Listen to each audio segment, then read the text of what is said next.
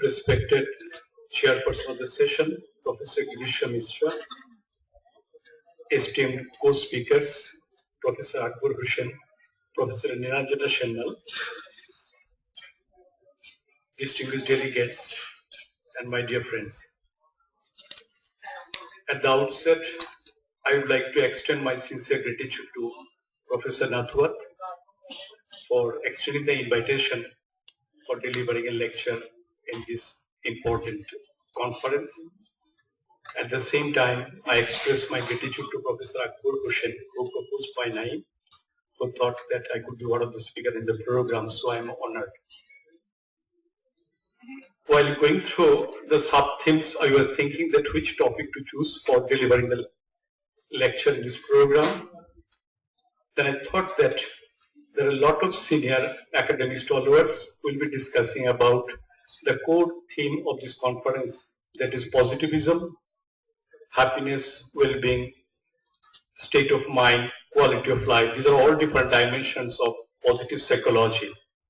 Then I thought of why not to select a different topic which is neglected by the researcher, the topic which did not receive much attention from academics, policymaker. At the same time, the topic which is very important for all of us, since all of us will be undergoing the same phase in our life.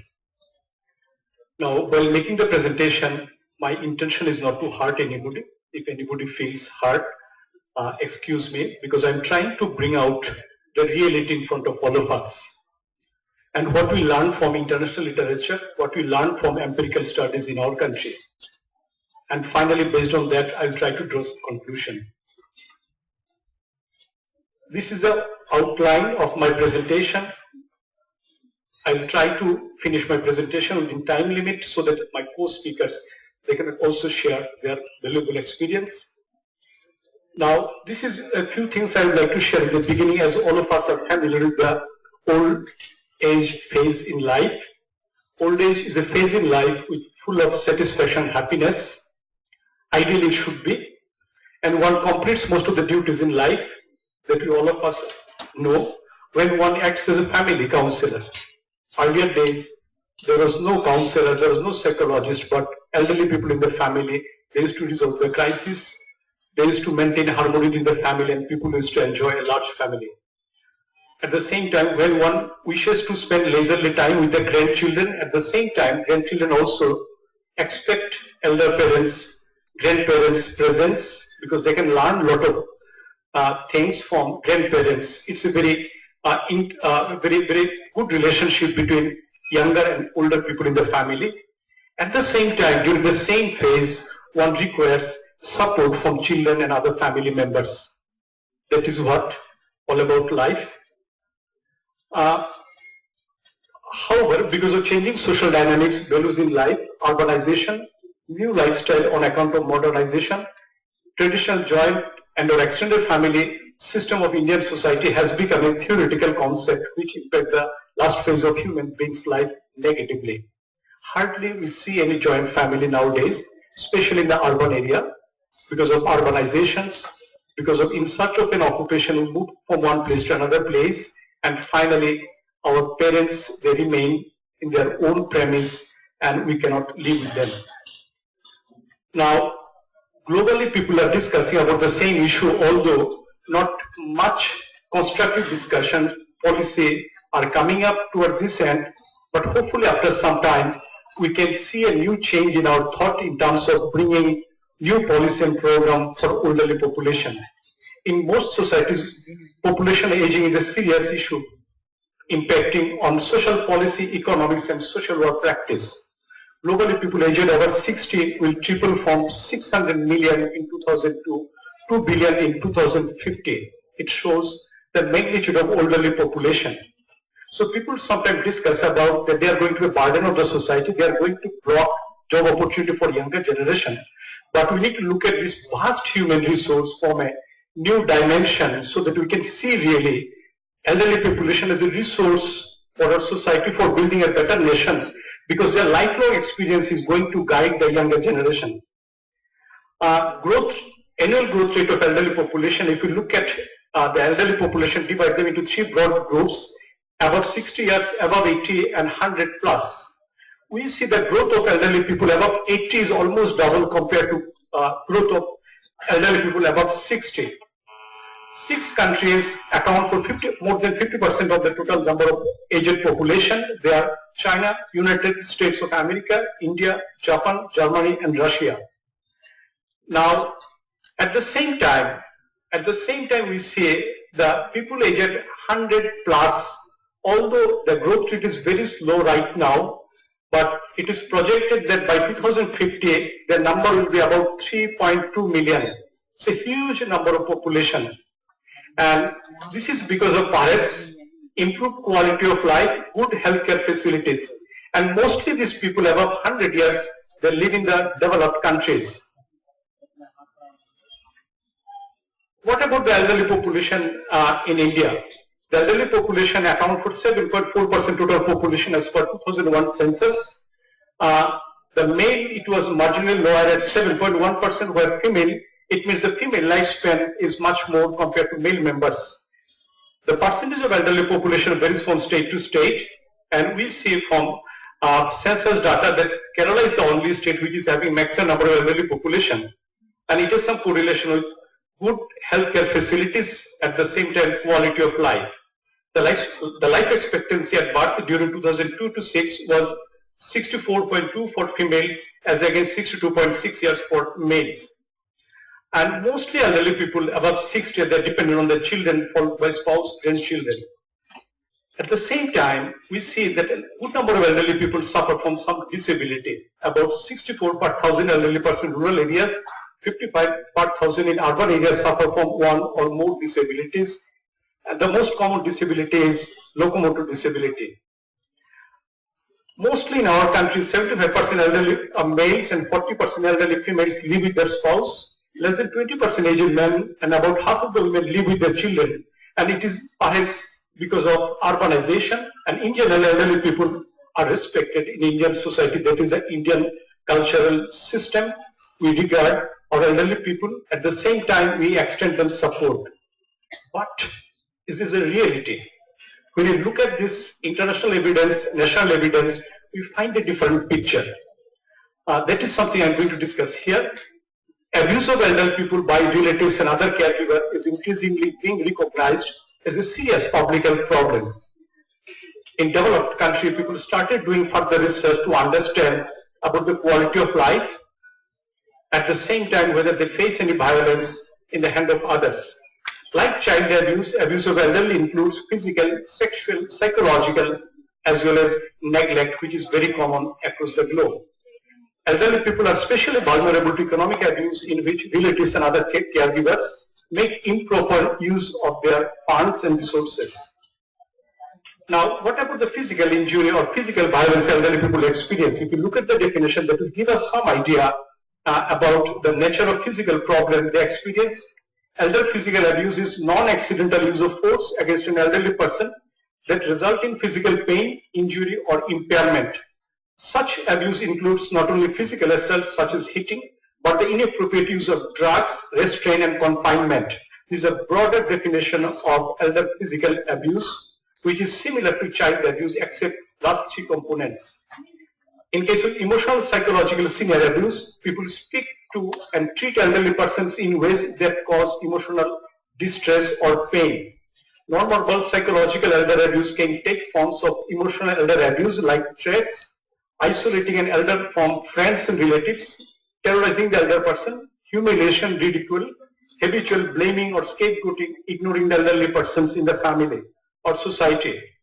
At the same time, this is the most sad part before human civilization, that elderly people also experience sexual abuse like small children, adolescent boys and girls. And this is something that I'm talking on my own. There are a lot of evidence regarding the same.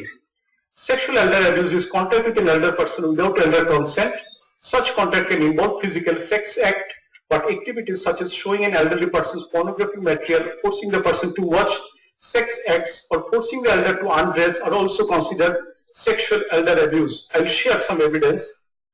At the same time, the common problem which elderly people experience across geographical boundaries is financial exploitation, which involves unauthorized use of elderly persons' funds, property either by a caregiver or others, misuse an elder person's checks, credit cards, accounts, steal cash, income checks or household goods, forge the elder's signature, investment fraud.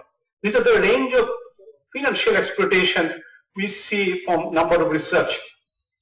Neglect is very common phenomena, whether it's an educated, uneducated, developed or industrial country. Everywhere they experience neglect, because especially the younger population, they do not find much time to listen to them. They feel they have become a burden of the family. So neglect means failure to fulfill a caretaking obligation. People are very busy in today's daily life, fast life. Life is full of stress. People have a common excuse that they do not have much time to listen to them, to take care of them, to take the elderly person for medication. And also the neglect constitutes more than half of the reported cases of elder abuse. It can be active as well as passive. Carried out by healthcare fraud and abuse is another form of maltreatment elderly people experience, carried out by unethical doctors, nurses, hospital personnel and other professional care providers. Examples of healthcare fraud and abuse regarding elders include not providing healthcare but charging for it, especially when the elderly person do not have any children or any other relative. When they go to health center, they become vulnerable to healthcare fraud, overcharging or double billing for medical care and services since nobody is there to check billing, over medicating or under medicating. We know a lot of such instances when somebody become bedridden, suffer from any chronic health problem, they are unable to move, they experience the same over medication or under medication. Medicaid fraud is also another issue. What we learn from a number of research, although we don't have much evidence, but from a few limited research we see some population-based surveys suggest that between 4 to 6% elderly population experience some form of abuse in the home, and that mistreatment institution may be more extensive than generally believed. In a survey in the United States, for example, 36% of nursing home staff in one state reported having witnessed at least one incident of physical abuse of an elderly patient in the previous year. At the same time, 10% admitted having committed at least one act of physical violence by themselves. 40% say that they had psychologically abused patients, means elderly people. A number of situations appears to put the elderly people at risk of violence. In some cases, strained family relationship may worsen as a result of stress and frustration as the older person becomes dependent on others. Dependence is one of the main cause of neglect and violence elderly people experience. In others, caregivers' dependence on an elderly person for accommodation, financial support may be a source of conflict in the family. From evidence, we also learned that a large number of elderly men are at risk of abuse by spouse. At the same time, we see in cultures where women have inferior social status, elderly women are at special risk, for instance, being abandoned when they are widowed and having their property seized. Some traditional beliefs also put elderly women at risk of physical violence. Elderly people experience violence as well as neglect when they are institutionalized, when they go to different institutions for care in the hand of their own children, grandchildren or other family members. Then we change the methodology, we go to different old age home, try to understand what was their experience when they were staying with the family members. So in addition, we try to understand the health problems they suffer from. We find that more than 4/5 of elderly people suffer from some sort of a health problem, and about half of them also experience psychological problems. About 70% of the people who suffer from some sort of health problem, they undergo treatment, and self-saving is the main mode of a source of money for bearing the medical expenses, followed by some support by about 1/4 of the children in case of medical treatment. Now, we asked few specific questions to the elderly people. Did you experience any sort of neglect in your family? Very interesting thing we find from the research. About 82% of the female members, as against 7% of male members, stated yes, they experienced some sort of a neglect within their own family. And further, we asked them that did you feel mentally insecure in your own family, at your own family? Again, 87% elderly women stated yes, they felt insecure. That is, they have come back to old age home, as against 16% of the male members. Third question we asked them, did you experience any sort of mental harassment in your own family? Again, 93%, it means mental harassment is on the top of the list so far as nature of violence experienced by the elderly people in their own family. 93% said that they experienced mental harassment, as against 11% of the male members who experienced the mental harassment in the family. So in all these parameters, we find a significant difference between male and female. It might have two interpretations. I'm coming to this afterwards. At the same time, did you experience any physical violence in your own family? Although physical violence is not very common, but it is still prevalent in our society, in Indian society, where we see that 15% of the female member, 9% of the male member reported having experienced physical violence in the hand of their own children in their own family for various reasons. Although the number is less, but to us, it's very important, very unfortunate that with the physical violence elderly people experience in their own family. Now, then we try to understand what about the social support. Nowadays we see the social support plays a very important role in order to overcome certain problems. We have the same thing. In your life, did you approach anybody for support or help during crisis, but you did not receive the same? Although our experience is very positive, it means an overwhelming number of people experience social support in case of any crisis. 23 male members and 19 female members reported that when they asked for social support, they did not receive the same. But on the other hand, if you look at this issue, that overwhelming number of them had positive experience. Now, further we ask that we feel comfortable at old age home, we find a different picture altogether. It means which speak in favor of the old age, the positive aspect of old age home, as 10% male members say that they are comfortable at old age home, as against 95% female members, they are quite happy. However, about half of the elderly people say that cleanliness issue should be given a little more importance in addition to some recreational facilities so that they can spend better time in the old age home. Now, if I look at the previous tables, in general, we find that an overwhelming number of more than 80% of the female members experienced neglect, mental harassment, as well as feeling of insecurity, as compared to a less number of male members. Now, this issue requires further investigation whether this is a perceived problem or this is a genuine problem. Then why there is a big discrepancy? That less number of male members, is it that male members remain more busy and occupied in some outdoor activities, that is, they do not experience much? Or female members who are homebound, they experience the same thing more? I think this issue requires further investigation. At the same time, in our study, we try to understand the mental disposition of elderly people. Mental disposition with respect to 4 broad parameters, well-defined parameters, using a standardized questionnaire after ascertaining the internal consistency. Psychological general well-being, satisfaction with life, subjective happiness, feeling of security, insecurity.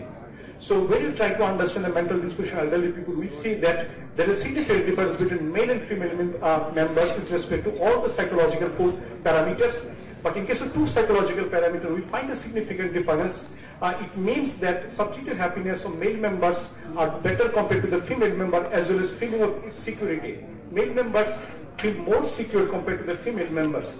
At the same time, we try to understand the mental disposition of married and unmarried people who are more happy in life and who are mentally more secured. So we did a comparison between married and unmarried people. So in the old age home, mostly the married people, they come and take the shelter compared to the unmarried people. But we find a significant difference with respect to satisfaction life scale. Unmarried people are more happy, satisfied in life compared to married people. So we did further cross analysis of data following different cross tables, but because of time constraint, I come up with a very brief presentation. But in my brief presentation, I'd like to give you some idea of what emerged from the same empirical study. Psychologically, male elderly people was in better state of mind compared to the counterparts, female mentally elderly people. Unmarried elderly people are found to be more satisfied in life. At the same time, unmarried people have better feeling of happiness compared to married people. However, married people have better feeling of security compared to unmarried people. Further, the study disclosed that elderly people who experienced any sort of neglect in the family had poor state of mental health in terms of psychological general well-being, subjective happiness, satisfaction with life, and feeling of insecurity. Now, from global as well as national data, it is clearly indicative that elderly people are vulnerable to neglect and abuse. As a result, perhaps old age can no more be termed as positive aging in case of a large number of people, especially the people who are living in rural areas, especially the people who do not have much support from others.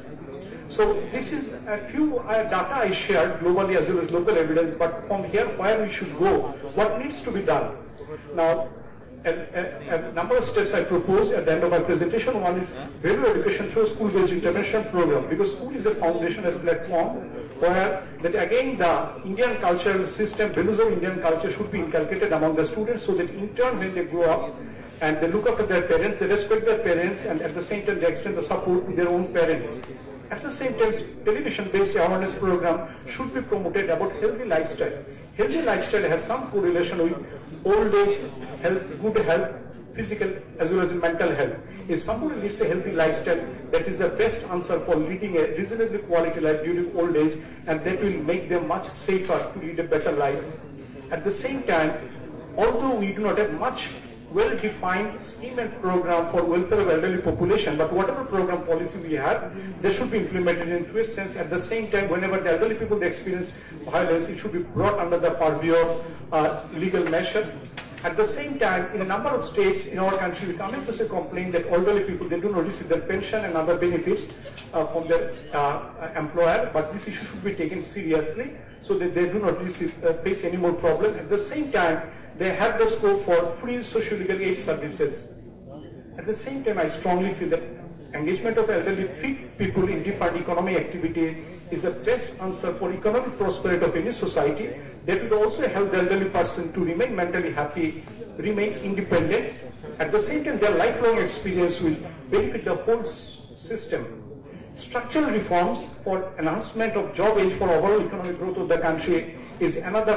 We are coming towards the same direction. In Tamil Nadu, they have come up with a new legislation for enhancement of job age for vice chancellor. It is not the vice chancellor that their experience is very much required for running an ethics system.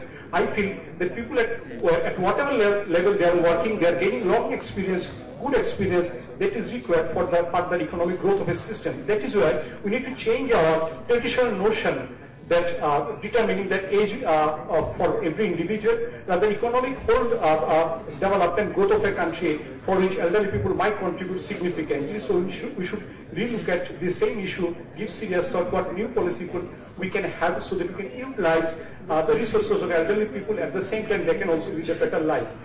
And United Nations have come up with a number of steps for helping the elderly people to lead a better life. One is independence.